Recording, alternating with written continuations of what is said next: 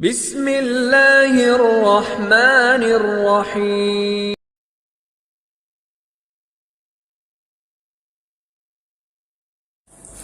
بسم اللہ والحمد للہ والصلاة والسلام علی رسول اللہ۔ رب اشرح لی صدری ویسر لی امری واحلل عقدۃ من لسانی یفقہوا قولی۔ معزز سامعین کرام، قرآن حدیث کلاسز آن لائن اکیڈمی میں ہم آپ کو خوش آمدید کہتے ہیں۔ السلام علیکم ورحمۃ اللہ وبرکاتہ۔ معزز سامعین کرام، ایک دفعہ حضرت آغا شورش کاشمیری رحمہ اللہ تعالی ذوالفقار علی بھٹو مرحوم سے ملنے کے لیے گئے،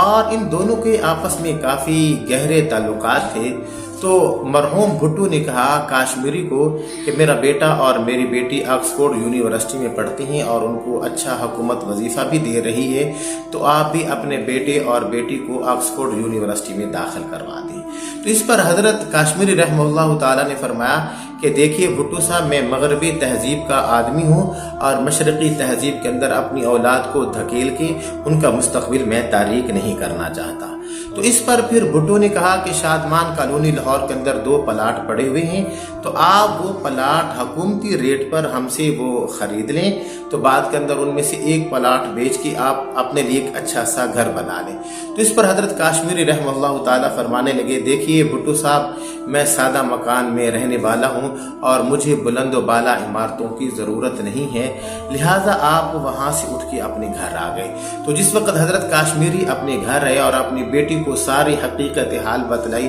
تو آپ کی بیٹی کہنے لگی، ابو جان آپ کو وہ پلاٹ لے لینے چاہیے تھے، چلو اگر کوئی اور لے جاتا، چلو ہم نے بھی تو لینے تھے، وہ ہم نے اگرچہ پیسے دینے ہیں اور وہ پیسے بھی ہم نے کم ہی دینے ہیں، چلو بعد کے اندر ایک پلاٹ بیچ کے ہم اپنے لیے کوئی اچھا سا گھر بنا لیتے۔ تو اس پر حضرت کاشمیری رحمہ اللہ تعالیٰ نے فرمایا کہ بیٹی دیکھو، میں اپنا بھٹو سے ایک ایسی چیز لے کے آیا ہوں کہ جو مجھے اپنا دنیا کے اندر بھی اور قبر کے اندر بھی وہ میرا ساتھ دے گی۔ اگر میں پلاٹ لے لیتا، یا یہ ہے کہ میں آپ کا وہ داخلہ کروا لیتا آکسفورڈ یونیورسٹی کے اندر، تو اس کے اندر دنیا تو مجھے مل جانی تھی، لیکن یہ دیکھیے کہ دنیا یہیں پہ رہ جائے گی، اور میں بھٹو سے ایک ایسی چیز لے کے آیا ہوں کہ جو قبر کے اندر ضرور بھی ضرور میرا ساتھ دے گی۔ اب یہ جو بھٹو مرحوم اور حضرت کاشمیری کے درمیان جو آپس میں گفتگو ہوئی تھی، اس وقت ختم نبوت کے جتنے اکابرین تھے ان کو اس گفتگو کا پتہ نہیں تھا۔ خیر، کچھ دنوں کے بعد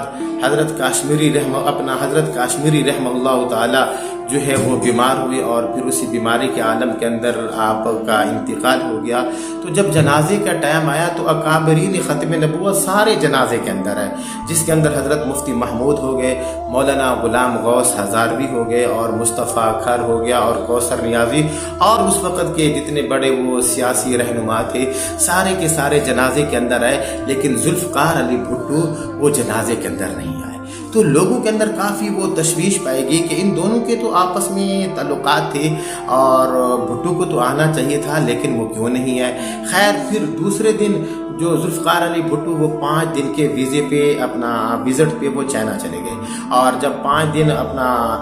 واپس آئے تو ایک دن اپنا پنڈی میں ٹھہرے، اور پنڈی سے پھر وہ لاہور آئے اور سیدھا حضرت کاشمیری کی قبر پہ گئے، اور پھر ان کے گھر جا کے افسوس کیا، اور پھر ساتھ میں ایک حقیقت بھی بتائی۔ حقیقت کیا بتائی؟ کہنے لگے کہ حضرت کاشمیری میرے پاس آئے تھے اور انہوں نے میرے سامنے ایک مطالبہ کیا تھا کہ اس وقت 2 فوجی جنرل،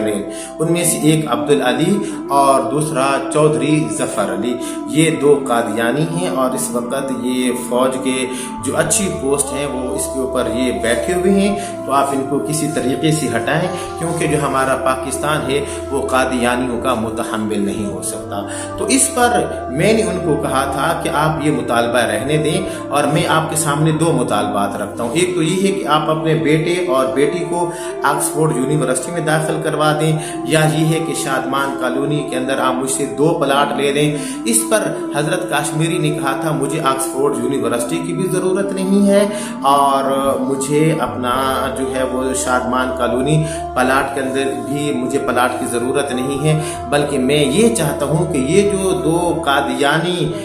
فوجی افیسر ہیں آپ ان کو کسی طریقے سے ہٹا دیں۔ تو پھر ابھی تک ان کو میں نے ہٹایا نہیں تھا، بعد کے اندر حضرت کشمیری کا وہ انتقال ہو گیا تو میری آنکھوں کے اندر شرم تھی کہ میں کیسے جنازے کے اندر اپنا شرکت کروں کہ میرے دوست نے ایک ختم نبوت کے سلسلے کے اندر مجھ سے وہ قربانی مانگی ہے، اور پھر بعد کے اندر اچانک میں چائنا کے دورے پہ چلا گیا۔ اگر ان 2 فوجی جرنیلوں کو میں ہٹا کے ادھر جاتا تو ممکن تھا کہ پیچھے ملک کے اندر کوئی بغاوت کی جو ہے وہ فضا وہ بن جاتی، لہٰذا میں آج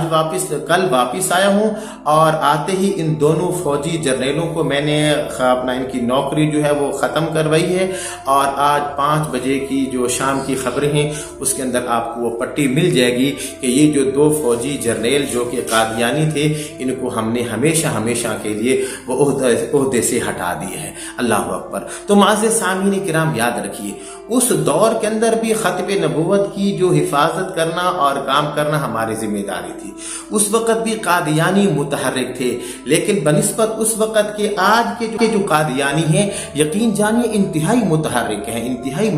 ہیں اور بڑی تیزی کے ساتھ یہ اپنا اثر و رسوخ پاکستان کے اندر یہ پھیلاتے جا رہے ہیں۔ تو اس لیے ہمیں ضروری ہے کہ ہم ختم نبوت کی حفاظت کے لیے اور پہرے دارے کے لیے ہم 24 گھنٹے تیار رہیں۔ یاد رکھیے میرے دوستو، 24 گھنٹے کے اندر ہمارے اوپر نماز پڑھنا 5 مرتبہ فرض ہے، لیکن نبی اکرم صلی اللہ علیہ وسلم کی ختم نبوت کی حفاظت کرنا اور اس کی چوکی داری کرنا یہ ہمارے اوپر 24 گھنٹے فرض ہے، 24 گھنٹے فرض ہے۔ بس امید ہے کہ اللہ رب العالمین ہم سب کو اس مشن کے لیے اپنا جو ہے تن من جان اللہ ہمیں وہ لگانے کی توفیق عطا فرمائے۔ بس اسی کے ساتھ اجازت دیجیے، اپنے بھائی قاری محمد زبیر حسن کو انشاءاللہ اگلے سبق کے اندر آپ سے ملاقات کرتے ہیں۔ امید ہے کہ آپ کو آج کا یہ واقعہ بہت پسند آیا ہوگا۔ اسی کے ساتھ اجازت دیجیے، السلام علیکم ورحمۃ اللہ وبرکاتہ۔